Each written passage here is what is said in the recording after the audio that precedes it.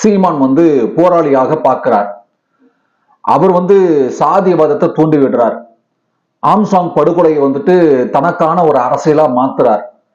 Armstrong படுகொலையில திமுக அரசை குற்றம் சாட்டி அதன் மூலம் ஒரு பிழைப்புவாத அரசியல் நடத்துறாரு. கிட்டத்தட்ட இதன் வாயிலாக போராளியா மாறுறதுக்கு ட்ரை பண்றாரு சீமான் அப்படிங்கிற ஒரு குற்றச்சாட்டு ஒரு பக்கம் இருக்க, இன்னொரு பக்கம் உயர் மதிப்பிற்குரிய வருங்கால முதலமைச்சர் திரு அண்ணாமலை அவர்களை உச்சி முகழ்ந்து பாராட்டக்கூடிய செய்தியெல்லாம் பார்க்கிறோம். திரு அண்ணாமலை அவர்கள் ஆம்ஸ்ட்ராங்கோட குடும்பத்துக்கு ஆறுதல் தெரிவிச்சாரு. அவர் ரொம்ப அற்புதமான ஒரு மனிதர் அப்படிங்கிற இந்த இரண்டு வகையான செய்திகளை சமூக வலைதளங்கள் முழுக்க நம்ம பார்க்க முடியாது. சரி, இப்படியான சீமானை குற்றம் சாட்டக்கூடிய அல்லது சீமானோட செயலுக்கு கண்டனம் தெரிவிக்கக்கூடிய நபர்கள் யாரெல்லாம் அப்படின்னு பார்த்தா எல்லாருமாவே இருக்கிறாங்க.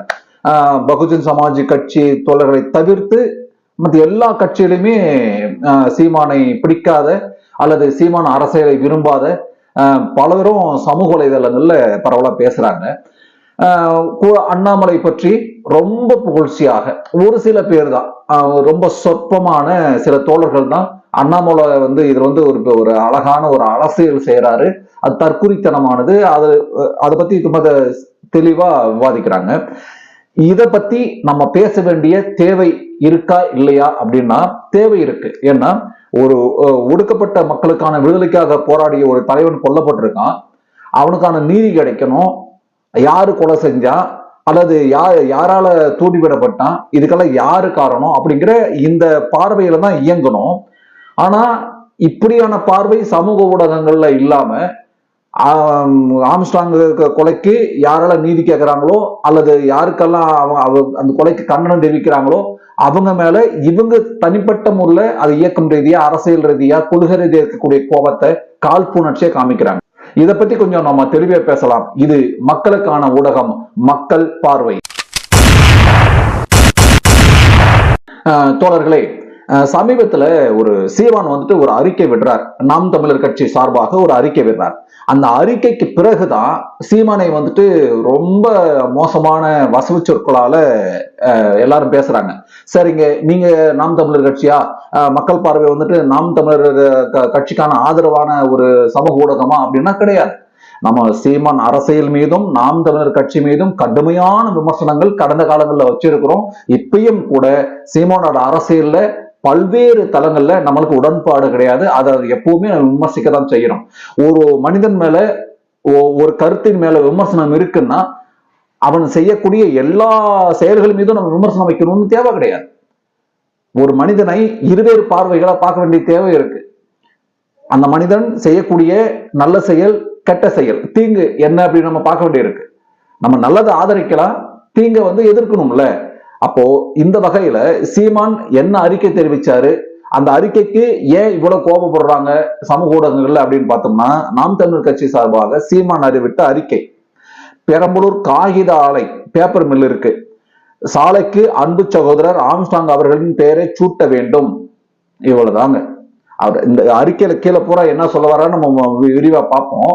என்ன சொல்றாருன்னா, ஒரு ஒடுக்கப்பட்ட சமூக தலைவன், அந்த ஒடுக்கப்பட்ட கூட ஒரு பயன்படுத்தல, ஒட்டுமொத்தமான தமிழ் சமூக தலைவனா ஆம்ஸ்ட்ராங்க அவர் முன்னிறுத்துறாரு. அவரோட பெயரை பேப்பர் மில் அந்த சாலை பெரம்பலூர் சாலைக்கு வைக்கணும்னு சொல்றாரு. அறிக்கையில என்ன தொடர்ச்சியா சொல்றாரு அப்படின்னா, ஆண்டாண்டு காலமாக அடக்கி ஒடுக்கப்பட்ட ஆதித்தமிழ் குடிகளின் அரணாக விளங்கிய அன்பு சகோதரர் ஆம்ஸ்ட்ராங் அவர்கள் தமது இறுதி மூச்சு வரை சட்டமேதை அண்ணல் அம்பேத்கர் காட்டிய அறிவு வழியில் பயணித்த பெருமைக்குரியவர்.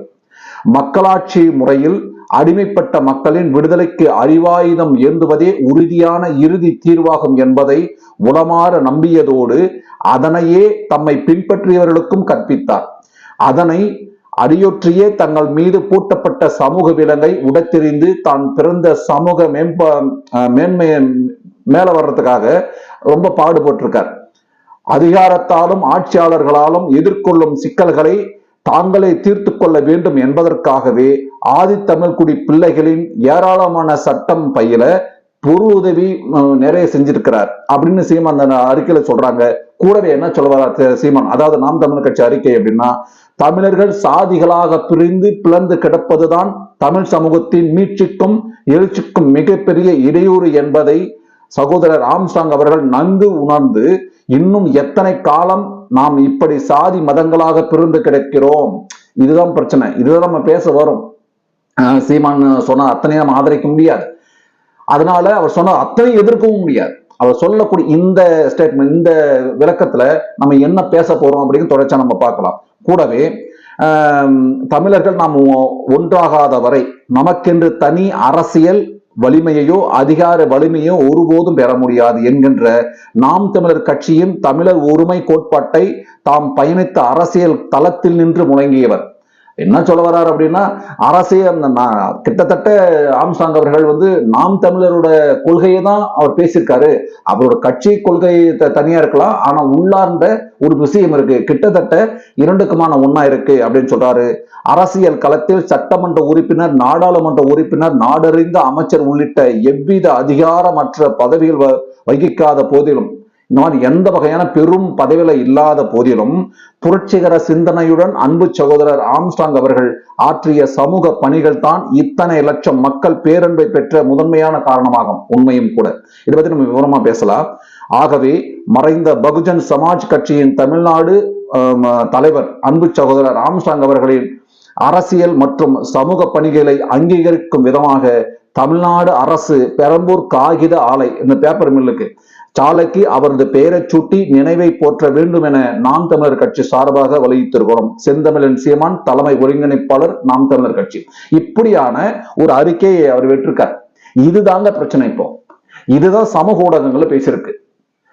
தற்குறிகளும் தருதலைகளும் உண்மையான பிழைப்புவாதிகளும் இதை எடுத்துக்கிட்டு ரொம்ப புலம்பிட்டு இருக்கிறானுங்க. ஒரு தலைவன் படுகொலை செய்யப்பட்டிருக்கான், அதுக்கு பல்வேறு தட்டப்பட்ட அரசியல் தலைவர்கள் கண்டனம் தெரிவிச்சிருக்கிறாங்க. கண்டனம் தெரிவிக்காத தற்குறித்தனமான உண்மையான பிழைப்புவாதம் செய்யக்கூடிய அரசியல் கட்சி தலைவர்களும் இருக்கிறாங்க, ஆட்சியாளர்களும் இருக்கிறாங்க. அவங்களையெல்லாம் விமர்சிக்கிறதை விட்டுவிட்டு, நான் திரும்பவும் சொல்றேன், சீமானோட இன்னும் சொல்ல போனா நாம் தமிழர் கட்சி அரசியல்ல நம்மளுக்கு முழுவதுமாக உடன்பாடு கிடையாது. அப்படியான விஷயம் நமக்கு கிடையாது. நாம் தமிழர் ஆதரிச்சு நம்ம எந்த கட்சிக்கும் ஆதரிச்சு வாக்கு செலுத்துன்னு சொன்னதும் கிடையாது. ஒரு குத்து மதிப்பா இந்த அரசியல் கட்சி மட்டும்தான் தமிழர்களுக்கானது, இந்த மக்களுக்கானது அப்படின்னு நம்ம எங்கேயும் நம்ம கிளைம் பண்ணல. சரி, இந்த அறிக்கையில அவர் என்ன சொல்ல வர்றாரு அதை நம்ம பார்க்கணும்ல. இப்போ இந்த அறிக்கைக்கு முன்பாகவே அவர் பேட்டி கொடுக்கும் பொழுது என்ன சொல்றாரு அப்படின்னா, இவங்க உண்மையான குற்றவாளிகள் அல்ல, அல்லது இவங்க தான் உண்மையான குற்றவாளிகள் அப்படின்னா இதை தூண்டியவர்கள் யாரு அதை கண்டுபிடிக்கணும்ல. அப்ப இந்த கேஸை மூட பாக்குறாங்க. இது சரியில்லை. கிட்டத்தட்ட சட்டம் ஒழுங்குக்கு விடப்படக்கூடிய சவால். தயவு கூர்ந்து தமிழ்நாடு அரசு இதை விசாரிக்கணும். பல பேர் என்ன சொல்றாங்க, அதாவது சீமான் சொன்னதை நம்ம சொல்றேன், ஒண்ணு சீமானுக்கு வக்காலத்து வாங்குற நினைச்சிடாதீங்க.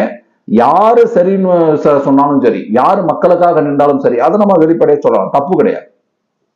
எல்லாரும் நிறைய பேர் சில தலைவர்கள் என்ன பண்றாங்கன்னா, இந்த வழக்கை சிபிஐக்கு கொடுக்கணும் அப்படின்னு எல்லாம் சொல்றாங்க. இந்த குறிப்பா தருதல் அண்ணாமலை அப்படின்னு போற அந்த தருதலை பிக்காளி பயல்கள் என்ன பண்றாங்கன்னா, சிபிஐக்கு கொடுத்துருங்க, எதுக்கு மூடி மறைக்கிறதுக்கு. இதுக்கு சீமான் என்ன சொல்ல வர்றாரு அப்படின்னா, சிபிஐக்காக தர வேண்டியவர்ல, இங்க சிபிசிஐடி இருக்கு, உலகத்தரம் வாய்ந்த புலனாய்வு திறன் உள்ள இங்க காவல்துறை இருக்கு, அவங்ககிட்ட மேம்பட்ட திறன் இருக்கு. அவங்கள சுதந்திரமாக செயல்பட விட்டாலே இங்க எல்லாத்துக்குமான தீர்வாகும். ஐயா முதலமைச்சர் என்ன சொல்றாரு, சட்டம் ஒழுங்கு என் கட்டுப்பாட்டில் இருக்கு, யாரு தவறு செஞ்சாலும் அவர்களை பாரபட்சம் இல்லாம அவங்களுக்கு சட்ட நடவடிக்கை எடுக்கணும். அதாவது யாராக இருந்தாலும் திரும்ப திரும்ப பேசுறாரு. சரி, இதைத்தானே சீமான் சொல்றாரு, இதான் சொல்றாரு. சிபிஐக்கு தேவையில்லை. இன்னும் சொல்ல போனா சீமான் பேசுற இந்த தகவல் தமிழ்நாடு அரசுக்கு ஆதரவாகத்தான். சட்டம் ஒழுங்கு கெட்டு போச்சு அப்படின்னா, ஆமா கெட்டு போச்சு, அது சரி பண்ணணுமா இல்லையா? சட்டம் ஒழுங்கு கெட்டு போச்சுன்னு உடனே முழுக்க குற்றம் சாட்டிட்டு ஒதுங்கி போறது இல்ல விஷயம். இதை சரி பண்றதுக்கு என்ன வேலை? இந்த கொலைக்கான தீர்வு என்ன? அடுத்த தலைவர்கள், அடுத்த மக்கள், அடுத்த எளிய மக்கள் கொலை செய்யாம இருப்பதற்கு என்ன அரண் அமைக்கணும், அதை பேசணும்ல. இதை பத்தி பேசினார். அப்பயும் இந்த அரசியல் பொறுத்தவரை சீமான் மேல குற்றச்சாட்டுகள் வந்துச்சு. இப்போ இங்க பெரம்பலூர் இந்த மில் இருக்கு இல்லையா, நூற்பாலை இருக்குல்ல, அதுக்கு அந்த சாலைக்கு ஆம்ஸ்ட்ராங் பேரை வைக்கணும் அப்படிங்கிறார். இது ஒரு படி அடுத்த கட்ட போறார். முதல் விஷயம் அவருக்கான நீதி கிடைக்கணும் அப்படிங்கிற ஒரு அறிக்கையும், இரண்டாவதாக அடுத்து என்ன நம்ம ஆம்ஸ்ட்ராங் என்ன செய்யணும், சட்ட ரீதியா போராட்டம் ஒண்ணு, அடுத்து ஆம்ஸ்ட்ராங் நினைவு போட்டக்கூடிய விஷயம் என்ன பண்ணலாம் அப்படின்னும் போது இந்த விஷயத்த சொல்றாரு.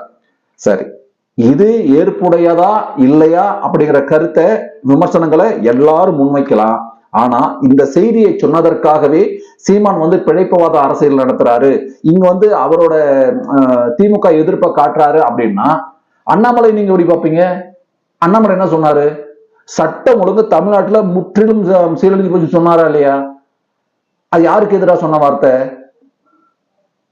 முதலமைச்சருக்கு ஸ்டாலினுக்கு எதிரான வார்த்தை கிடையாதா? தமிழ்நாடு அரசுக்கு எதிரான வார்த்தை கிடையாதா?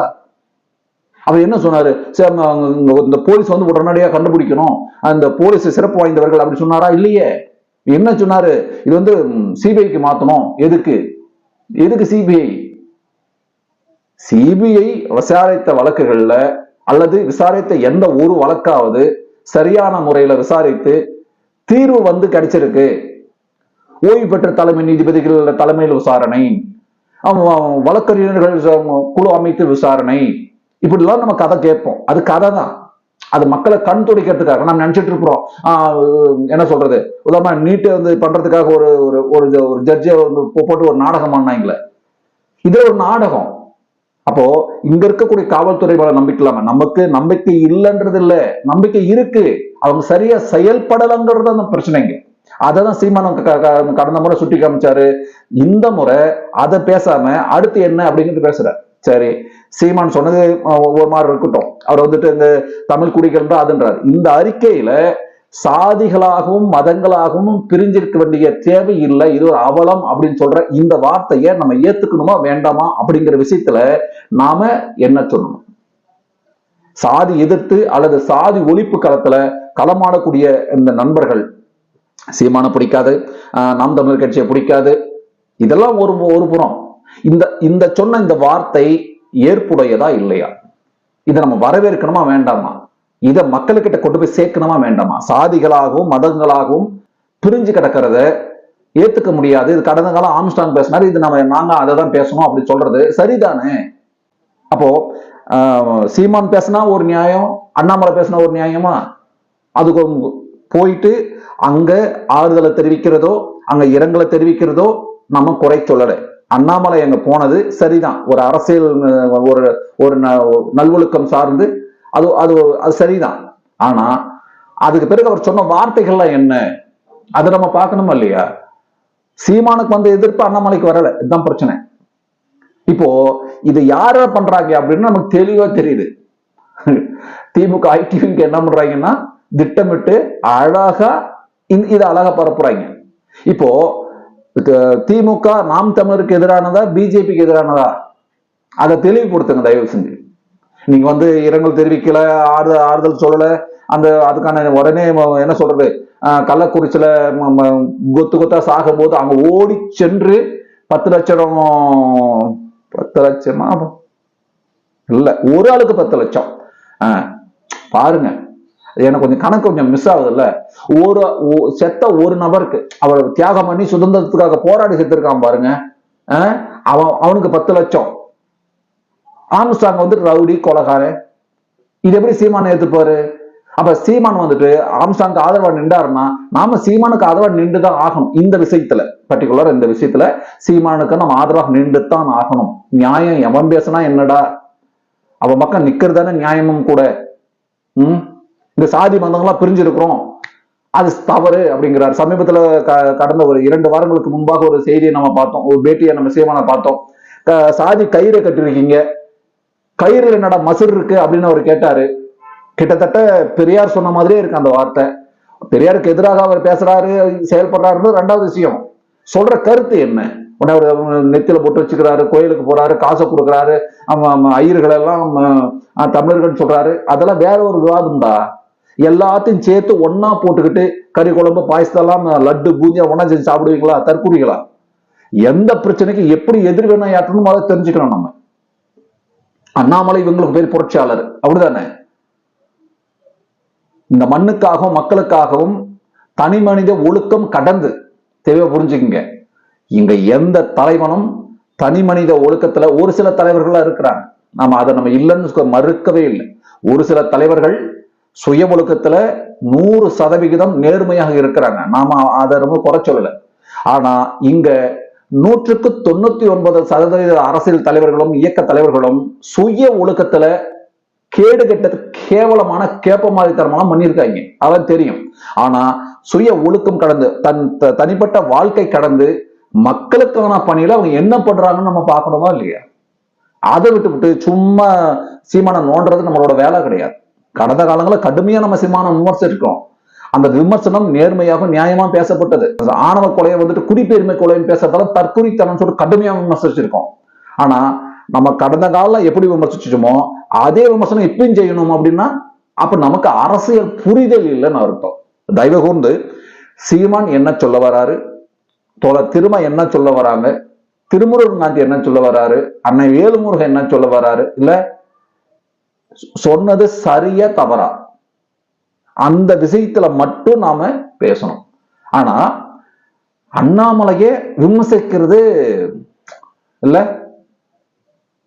இது எப்படி பொருந்தது பாருங்க. சமூக ஊடகங்கள்ல ட்விட்டரை திறந்தா இந்த சீமானுக்கு எதிரான ஒரு கும்பல், சீமான் என்ன பண்ணாலும் தப்பு, திருமாவளவன் எவ்வளவு பெரிய விஷயம் பண்ணாலும் தப்பு, அப்படி ஒரு கும்பல் இருக்குது. ஆனா அந்த கும்பலுக்காக நம்ம பேசல. இது மக்களுக்கான வீடியோ தான்.